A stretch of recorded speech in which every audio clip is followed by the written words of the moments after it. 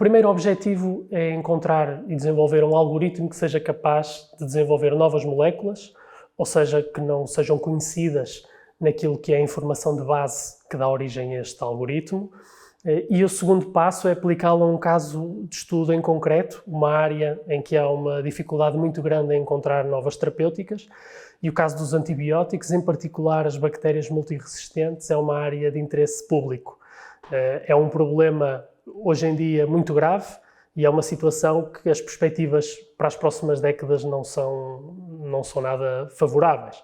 E, portanto, estamos para trás, claramente, nesta corrida e é uma área em que, claramente, a inteligência artificial pode ajudar a conseguirmos, pelo menos, reduzir este tempo de desenvolvimento para conseguirmos, pelo menos, acompanhar o passo de desenvolvimento das bactérias e, se possível, até conseguirmos desenvolver soluções terapêuticas mais rápido do que o próprio desenvolvimento de resistências, porque podemos até chegar a uma situação que está estimada, no ano 2050, podermos ter uma situação semelhante àquela que vivemos na altura em que praticamente não tínhamos antibióticos, porque o arsenal terapêutico é tão escasso que não chega para responder àquilo que serão os desafios do futuro. Tem dois momentos. O primeiro é o desenvolvimento do algoritmo, porque o algoritmo em si pode ser aplicável à descoberta de terapêuticas noutras áreas, não só especificamente dos antibióticos, mas o caso de estudo é claramente uma situação de interesse de saúde pública e por isso a junção destas duas oportunidades. Mas com a descoberta e o desenvolvimento do algoritmo, ele claramente pode ser aplicado a outras áreas terapêuticas e é isso que se espera que a investigação possa trazer no futuro. Recentemente, a equipa de investigadores conseguiu publicar um artigo que faz, no fundo, a validação deste algoritmo e isso é uma parte absolutamente fundamental. Significa que conseguimos mostrar que é possível, utilizando a inteligência artificial generativa, criar novas moléculas com um tamanho suficiente já para serem consideradas estruturas passíveis de serem potenciais fármacos de futuro e, simultaneamente, este modelo conseguiu também mostrar que estas moléculas têm um bom perfil de toxicidade em modelos computacionais, naturalmente, também de biodisponibilidade, ou seja, são bons candidatos para medicamentos no futuro e também são moléculas que têm uma facilidade de síntese grande. São relativamente simples, mas suficientemente grandes e complexas para poderem ser agora estudadas a nível de desenvolvimento de fármacos. E isso foi um passo absolutamente fundamental, porque agora abre caminho, quer para refinar este algoritmo e começar a gerar moléculas não só aleatórias com esta capacidade, mas orientadas para alvos específicos de doenças, o que é um passo absolutamente fundamental, e também otimizar as próprias moléculas que já são geradas e que já existe essa biblioteca grande de novos compostos que podem vir, esperemos nós, a ter interesse para o desenvolvimento de novos antibióticos. Há um papel que a inteligência artificial generativa pode ter no desenvolvimento de fármacos, que é essencialmente em duas áreas: reduzir tempo e reduzir custos. Por exemplo, em média, a fase pré-clínica, ou seja, antes de avançar para ensaios clínicos, pode demorar cerca de 3 a 5 anos e envolve, desde logo, a necessidade de supercomputadores, muito tempo de processamento de novas moléculas que são criadas e testadas, iterações que levam mesmo muito tempo e consomem imensos recursos. O que isto nos permite é reduzir, em média, os custos para metade e o tempo para cerca de talvez 1/10 daquilo que hoje em dia é feito. É possível em 6 meses ou menos de um ano conseguir simular esse mesmo processo com um algoritmo de inteligência artificial generativa mais inteligente, mais capaz, em que não é necessário testar todas as moléculas várias vezes em milhões, é apenas necessário criar um bom algoritmo com toda essa base de dados e depois afiná-lo para, no fundo, termos compostos que estão mais orientados para a atividade terapêutica. E reduzir os custos para metade, porque claramente hoje em dia a capacidade de processamento está mais barata e mais poderosa.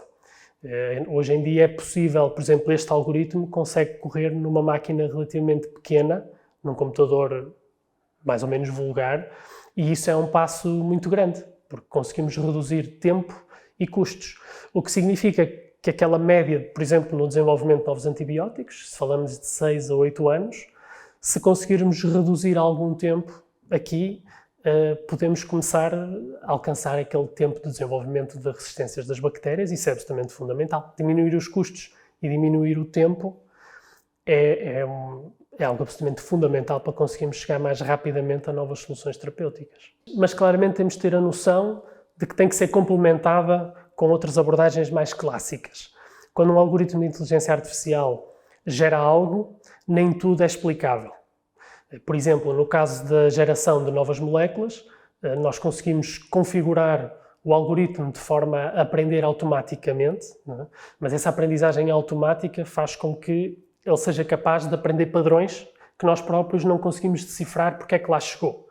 Eu posso ter este algoritmo a gerar moléculas em que todas elas têm uma semelhança estrutural muito grande, mas não perceber especificamente qual o padrão da química ou das moléculas que a máquina conseguiu aprender, ou que padrões.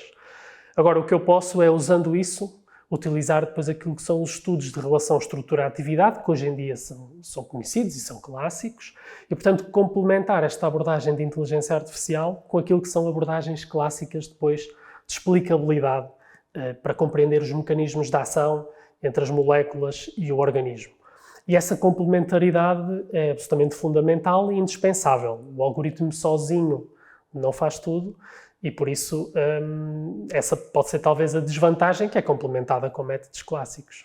Do ponto de vista de prática clínica, quando falamos em particular, por exemplo, antibióticos para bactérias multiresistentes, as terapêuticas não vão resolver o problema essencial, que são os cuidados e as práticas que têm que ser conduzidas a nível das infecções dos cuidados de saúde. Agora, o que podem ajudar claramente é, acontecendo a situação de uma bactéria multiresistente, podemos ter ferramentas para responder mais rapidamente. E podemos vir a ter situações no futuro, como tivemos há poucos anos a pandemia Covid-19 e outras que existiram também. A verdade é que podemos ter aqui mecanismos que nos permitem rapidamente, havendo um novo patogénio ou um patogénio com uma nova adaptação, conhecê-lo mais rapidamente e desenvolver soluções terapêuticas mais rapidamente, o que naturalmente, em última instância, permite salvar vidas e naturalmente reforçar também a própria confiança naquilo que é o desenvolvimento de medicamentos, da indústria farmacêutica e os cuidados de saúde. Esse é o grande objetivo final, é salvar vidas o mais rápido possível e em maior quantidade possível, face à incerteza daquilo que é o desenvolvimento, neste caso, de bactérias multiresistentes. Aquilo que podemos concluir é que é possível utilizar algoritmos de inteligência artificial generativa no estado em que eles existem neste momento para criar moléculas suficientemente complexas em termos de tamanho, em termos até de constituição de vários tipos de átomos. Também a nível da própria estereoquímica da molécula é possível o algoritmo de inteligência artificial aprender a otimizar a estereoquímica da molécula, que é fundamental para a bioatividade, e conseguimos obter um rendimento a nível da produção de moléculas bastante satisfatório. De facto, a maioria destas moléculas, mais de 60%, são inovadoras, ou seja, face à informação que o algoritmo recebe, ele consegue aprender os padrões e generalizar para outras moléculas não conhecidas. E esse é um passo que ainda não tinha sido dado. Este tipo de algoritmos que são utilizados são as redes generativas adversativas. Esse é o core desta tecnologia. Já tinha sido testado em pequenas moléculas, estamos a falar de cerca de 10 átomos à volta disso. O que conseguimos fazer aqui foi alargar para moléculas com um tamanho até cerca de 50 átomos, o que acaba por incorporar, se não todos, a maior parte dos antibióticos que hoje em dia são comercializados. E, portanto, desse ponto de vista, conseguiu-se dar um salto para mostrar que estas tecnologias podem ser aplicáveis ao desenvolvimento de moléculas com potencial terapêutico no futuro. O próximo passo é conseguir afinar e otimizar este algoritmo, é aquilo que está a ser feito neste momento, com técnicas de aprendizagem reforçada. Ou seja, o algoritmo consegue gerar moléculas, faz o processo de forma algo aleatória, embora aprendendo padrões fundamentais da química, mas agora a ideia é que a aprendizagem reforçada faça ensinar à máquina, o modelo, como é que ele consegue orientar a geração de novas moléculas para uma atividade terapêutica específica.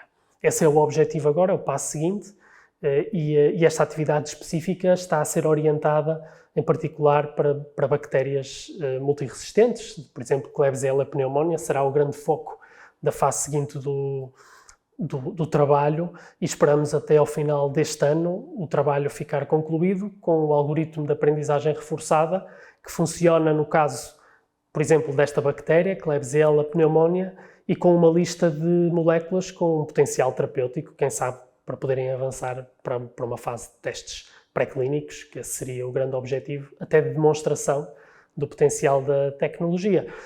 Sendo viável, o passo seguinte será naturalmente a generalização para outras áreas de doenças que claramente podem beneficiar desta tecnologia.